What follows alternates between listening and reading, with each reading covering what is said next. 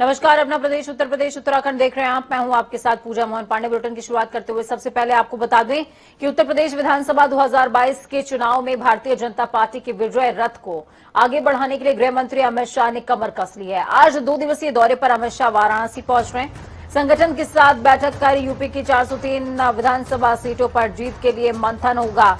इसमें प्रभारी बीजेपी के 6 क्षेत्रीय अध्यक्ष, क्षेत्रीय प्रभारी और संगठन के वरिष्ठ पदाधिकारी मौजूद होंगे। शाह पार्टी के नेताओं को ये बताएंगे कि आगामी चुनाव किन मुद्दों पर और किस तरीके से लड़ सकते हैं, जिसके जरिए 2017 का प्रदर्शन दोहराया जाए।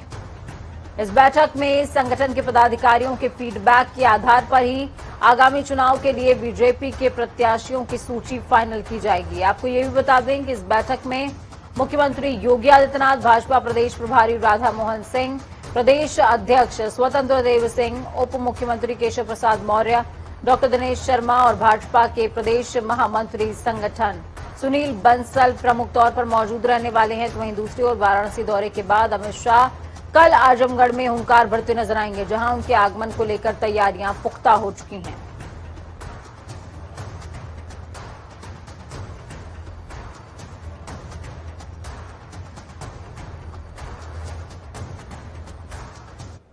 वहीं आगामी चुनावों को लेकर बीजेपी नेताओं ने यूपी का दौरा करना शुरू कर दिया है, तो विपक्ष शांत कैसे रहेगा। दूसरी ओर बीजेपी नेताओं के दौरे को लेकर समाजवादी पार्टी के अध्यक्ष अखिलेश यादव ने ट्वीट करते हुए हमला बोला। उन्होंने कहा, उत्तर प्रदेश में अपनी हार सामने देखकर भाजपा के शीर्ष नेतृत्व में खलबली मच गई है, इसलिए हर हफ्ते कोई ना कोई दौड़ा चला आता है। उत्तर प्रदेश में भाजपा की हार का डर जितना बढ़ेगा, उतने ही उत्तर प्रदेश में भाजपा के नेताओं के दौरे भी बढ़ जाएंगे। उत्तर प्रदेश की जनता लखीमपुर की जीत में भाजपा का पराजय जुलूस जरूर निकालेगी।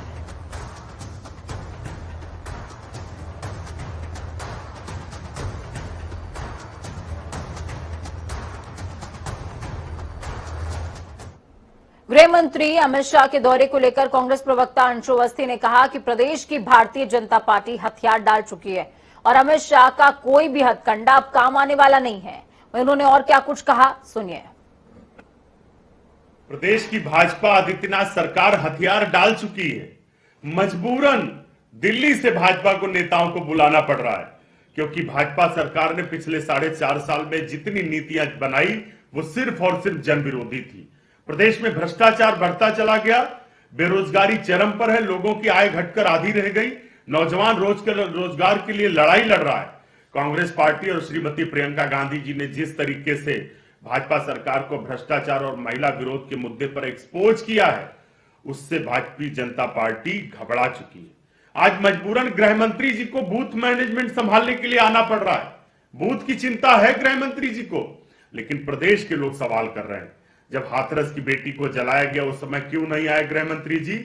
दूरबीन लेकर अपराध ढूंढते हैं और मुख्यमंत्री के कार्यालय सचिवालय में महिलाएं सुरक्षित नहीं है। भाजपा के असलियत को प्रदेश का जनमानस समझ चुका है। चलिए ग्राउंड जीरो का रुख करते हैं। धर्मेंद्र चौबे हमारे साथ वाराणसी से लाइव जुड़ चुके हैं। धर्मेंद्र, क्या कुछ अपडेट है? अमित शाह पहुंच चुके हैं, ऐसे में स्वागत की तैयारी भी हो चुकी है, कार्यक्रम का आगाज कैसा है? देखिए पूजा, मैं बताना चाहूंगा, अमित शाह एयरपोर्ट पहुंचे हैं। धर्मेंद्र प्रधान और मुख्यमंत्री योगी आदित्यनाथ ने उनका जोरदार स्वागत किया है। वहां से वो सीधे बीएचयू हेलीपैड पे उतरेंगे, जहां मालवीय जी की प्रतिमा का माल्यार्पण और पुष्प अर्जित करेंगे। और उसके बाद TFC जो मेन बैठक है वो ट्रक फैसिलिटी सेंटर वाराणसी में है, जहां मैं मौजूद हूँ इस समय। मैं आपको दिखाना चाहूंगा तैयारियां क्या है फ्रेम के माध्यम से। ये तैयारियां पूरी की गई है। ये TFC है पूजा, और यहाँ पे ही अमित शाह की अभी थोड़ी देर बाद अमित शाह आएंगे और यहाँ पे बैठक करेंगे। उसके बाद पदाधिकारियों के साथ मंथन होगा। ये मंथन काफी करीब 5 घंटे का मंथन है, क्योंकि उत्तर प्रदेश 2000 मिशन जो 2022 का ताज बनना है, इसको बनना है, ये पार्टी पदाधिकारियों की बैठक के बाद ही तय हो पाएगा कि आखिर किस वे में चुनाव लड़ा जाए, 2022 का रणनीति क्या हो। क्योंकि अमित शाह को चाणक्य कहा जाता है भारतीय जनता पार्टी का, तो कहीं न कहीं ये जो रणनीति बीजेपी की होगी उत्तर प्रदेश 98 ठीक है। जब हम धर्मेंद्र बात कर रहे हैं वाराणसी की, काशी की, तो काशी बेहद अहम पड़ाव है, जहां से पूरा पूर्वांचल लीड होता है। और पूर्वांचल की अगर हम बात कर लें तो कौन कौन से दिग्गज चेहरे हैं जो आज इस मंथन के दौरान नजर आने वाले हैं? देखिए पूजा, सबसे बड़ी चीज मैं बताना चाहूंगा, उत्तर प्रदेश के चुनाव प्रभारी धर्मेंद्र प्रधान, कैप्टन अभिमन्यु सिंह सह प्रभारी और Yogi Adityanath, deputy CM Keshav Prasad Maurya, deputy CM Dinesh Sharma व उत्तर प्रदेश के दर्जनों मंत्री और केंद्र सरकार के लगभग दर्जनों मंत्री यहाँ पे मौजूद है। उत्तर प्रदेश के 98 जिलों के जिला संगठन के महामंत्री, पदाधिकारी सारे मौजूद हैं। क्योंकि ये बैठक काफी महत्वपूर्ण मिशन 2022 को लेकर है। जो ग्राउंड होगी उसको चेक किया जाएगा, आखिर कहाँ कमियां हैं, किस तरीके की कमियां हैं, उसको परखा जाएगा, जांचा जाएगा और किन चीजों की कमियां और खामियां उसको पूरा करने के लिए अमित शाह ग्राउंड लेवल पर यहाँ तक कि बूथ स्तर के कार्यकर्ता से भी बात करेंगे। पूजा, बिल्कुल। कई क्षेत्रों में धर्मेंद्र प्रधान जो है यहाँ पर जो प्रतिनिधि हैं उनका कहीं ना कहीं विरोध भी देखने को मिला है। इन विरोधों का मैनेजमेंट कैसे किया जाएगा? उसका मैनेजमेंट होने वाला है या फिर इन तमाम लोगों का टिकट कटेगा? किस तरीके से इस प्रक्रिया को हैंडल करेगी बीजेपी? देखिए पूजा, सबसे बड़ी चीज मैं बताना चाहूंगा, क्योंकि अमित शाह के बैठक के बाद ही बीजेपी सदैव निर्णय ली है और इस बार जो बैठक 2022 का मंथन होगा, इसमें बड़ी अहम भूमिका होगी पदाधिकारियों की। किस तरीके से पार्टियों का टिकटों का बंटवारा हो, ग्राउंड पे किस तरीके से क्या फीडबैक है, जो विधायक वर्तमान है, जो मंत्री वर्तमान है, उनके फीडबैक को चेक किया जाएगा। संगठन उसको ग्राउंड से उनकी रिपोर्ट देगी, उस रिपोर्ट के आधार पे जो विरोध गतिरोध है जनता का, उसका फीडबैक लेने के बाद ही बीजेपी निर्णय लेगी और संगठन निर्णय लेगा। ठीक है, बहुत शुक्रिया धर्मेंद्र हमारे साथ जुड़ने के लिए, हम जानकारी साझा करने के लिए। अतुल हमारे साथ आजमगढ़ से जुड़े हुए हैं, क्योंकि काशी के बाद अगला पड़ाव अमित शाह का आजमगढ़ ही होने वाला है। तो ऐसे में आजमगढ़ का मूड क्या है, आजमगढ़ में तैयारी क्या है? अतुल जी बिल्कुल, मैं जैसा कि बताना चाहूंगा आपको कि आजमगढ़ में कल विश्वविद्यालय के शिलान्यास के लिए गृह मंत्री अमित शाह का आगमन होने वाला है, जिसके लिए प्रशासन द्वारा पूरी तैयारी पूर्ण कर ली गई है। और ये जो आजमगढ़ के डीएम, एसपी और पूरी प्रशासनिक अमला तैयारी को कर लिया है। और ये जो है आपके एसएसपी अनुराग आर्या जिले में पूरी। ठीक है, बहुत शुक्रिया अतुल हमारे साथ जुड़ने के लिए, हम जानकारी साझा करने के लिए।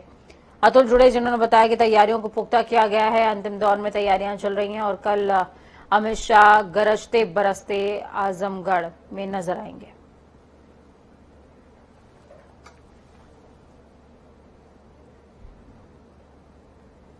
तो बीजेपी का महामंथन इस दौरान जारी है।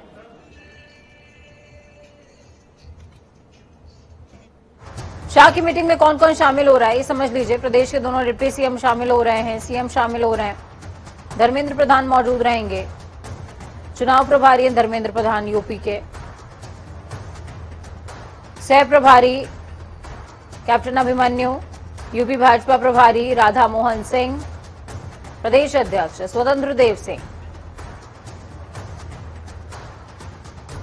403 विधानसभा सीटों के प्रभारी जिला अध्यक्ष भी इस बैठक का हिस्सा होने वाले हैं। रक्षा मंत्री राजनाथ सिंह 3 दिवसीय दौरे पर राजधानी लखनऊ पहुंचे। अमौसी एयरपोर्ट पर पहुंचते ही महापौर संयुक्ता भाटिया और कैबिनेट मंत्री ब्रजेश पाठक समेत अन्य बीजेपी नेताओं ने उनका जोरदार स्वागत किया। रक्षा मंत्री ने 5 कालिदास मार्ग डिफेंस कॉरिडोर परामर्श समिति के साथ बैठक की है। बैठक के बाद राजनाथ सिंह ने बाबू बनारसी दास यूनिवर्सिटी स्थित पूर्व मंत्री अखिलेश दास की प्रतिमा का अनावरण किया।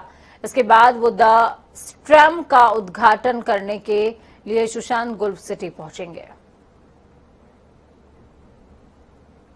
और जैसा कि आप सभी अवगत हैं, हमारे माननीय प्रधानमंत्री जी की विजनरी लीडरशिप में ये हमारा उत्तर प्रदेश और तमिलनाडु में 2 डिफेंस कॉरिडोर ये जो स्थापित हुए हैं, इनका उद्देश्य ही है कि हमारी जो इंडस्ट्री है, इन इंडस्ट्री के लिए एक ऐसा इकोसिस्टम डेवलप करना जिससे वो अपनी छोटी से बड़ी जितनी भी जरूरतें हैं आसानी से एक जगह से और किफायती तरीके से वो पूरी कर सकें।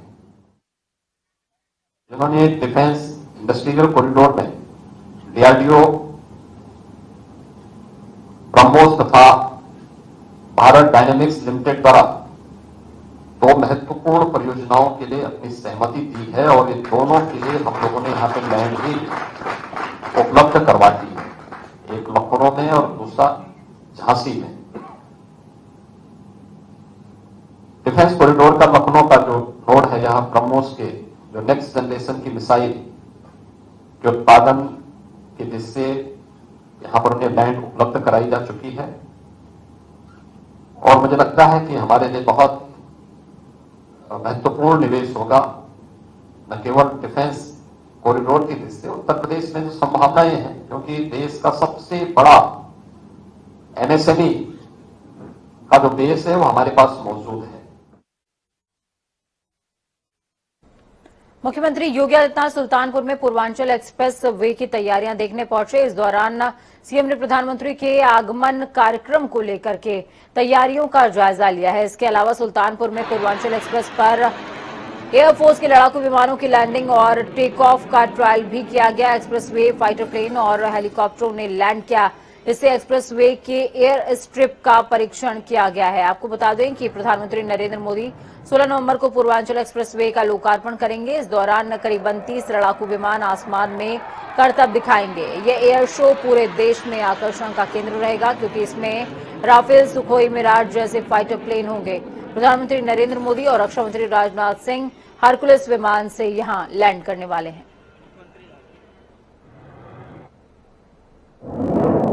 प्रशासन और कार्यदायी संस्था के साथ बैठ करके 16 तारीख का कार्यक्रम पूरी भव्यता के साथ होगा।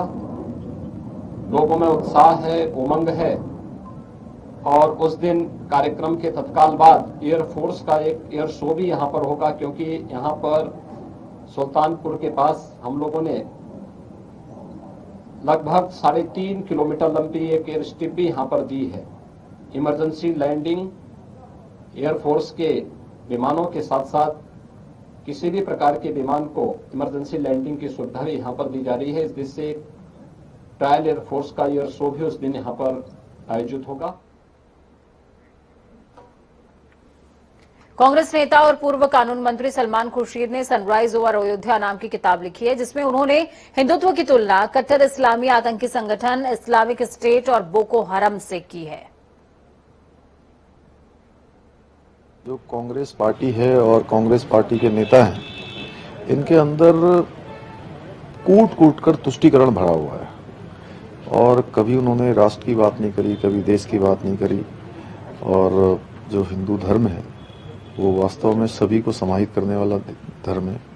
हमारे यहाँ कहा जाता है अयम निजम परोबेति गणना लघु चेतसाम उदार चरित्रा नाम वैसुदेवम कुटुम्बकम। हम इस संस्कृति को मानने वाले हैं, इनकी जितनी निंदा की जाए उतनी कम है।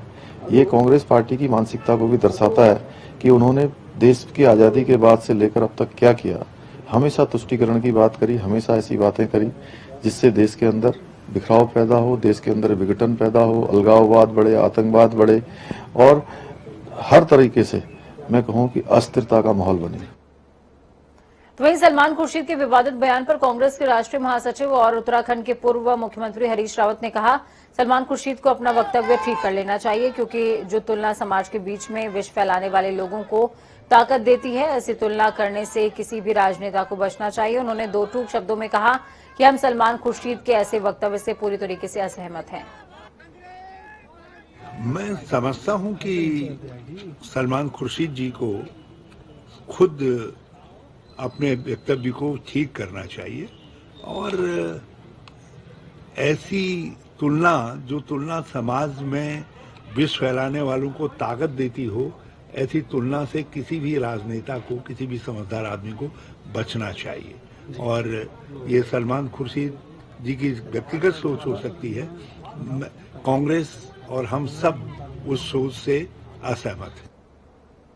बीजेपी ने अपने 2022 विधानसभा चुनाव का बिगुल फूंक दिया है और अब लगातार भाजपा एक्टिव मोड में भी दिखाई दे रही है। इसके चलते कल उत्तराखंड दौरे पर आए भाजपा के चुनाव प्रभारी प्रहलाद जोशी, सह प्रभारी लॉकेट चटर्जी, सरदार आरपी सिंह और प्रदेश प्रभारी दुष्यंत गौतम लगातार पार्टी के लोगों के साथ बैठक कर रहे हैं। कल यहां दायित्वधारियों के साथ चुनाव प्रभारियों ने बैठक की, तो वहीं आज प्रदेश कार्यालय पर सभी जनप्रतिनिधियों को बुलाया गया। इन जनप्रतिभागियों में मेयर, नगर पंचायत नगर पालिका परिषद के अध्यक्ष, जिला पंचायत अध्यक्षों को बुलाया गया था, लेकिन बैठक में केवल 30% लोग ही पहुंच पाए हैं। इलेक्शन मैनेजमेंट कमेटी का मीटिंग आज कर रहे हैं, उसमें डिटेल में चुनाव मैनेज हर एक क्षेत्र में कैसा चले, कैसा करना चाहिए, वो भी हम आज चर्चा कर रहे हैं। और भारतीय जनता पार्टी सबको विश्वास में लेके हम इस बार 60 पार, ये जो हमारा एक लक्ष्य है, वो लक्ष्य पारित करने के लिए आज पूरा दिन विविध स्तर का आज हमारा बैठक है। और जैसे मैंने कहा 15 और 16 हमारा राष्ट्रीय अध्यक्ष भी आ रहा है, उसका भी कार्यक्रम का चर्चा हम डिटेल में करेंगे।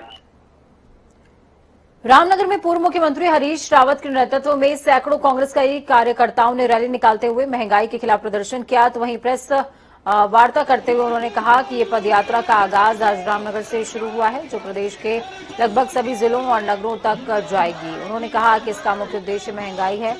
आज महंगाई की वजह से प्रदेश की जनता हमारे साथ आ गई और हमने इस कार्यक्रम का नाम भाजपा ढोल की पोल खोल रखा है।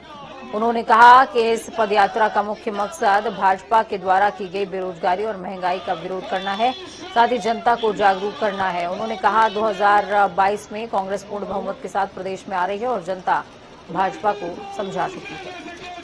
पदयात्रा है, इसका सीधा अर्थ है कि महंगाई के खिलाफ और बेरोजगारी की बढ़ती हुई इस विभीषिका के खिलाफ कांग्रेस जनों की लड़ाई, आम जनता की लड़ाई। और इसमें मैंने अब कल तय किया ये शाम तक, तो मैंने सबका आह्वान किया। मैंने कहा जो भी महंगाई के खिलाफ है, जो भी बढ़ती हुई बेरोजगारी से चिंतित है, वो सब लोग इस पदयात्रा में सम्मिलित हों। कुछ लोग आए भी, मैं उनका बहुत धन्यवाद करना चाहता हूं। और हम इसको एक सर्वपक्षीय अभियान के रूप में बदलेंगे और सबको जोड़ेंगे। और इसमें जगह जगह जा करके मैं इसी तरीके की पदयात्राएं आयोजित करूं। तो वक्त यहाँ पर छोटे से ब्रेक का। ब्रेक के उस पार खबरों का सफर लगातार जारी रहेगा। बने रहिए जनता टीवी के साथ, क्योंकि हमें आपकी ताकत, अपना और अपनों का बहुत ज्यादा ख्याल रखें। नमस्कार।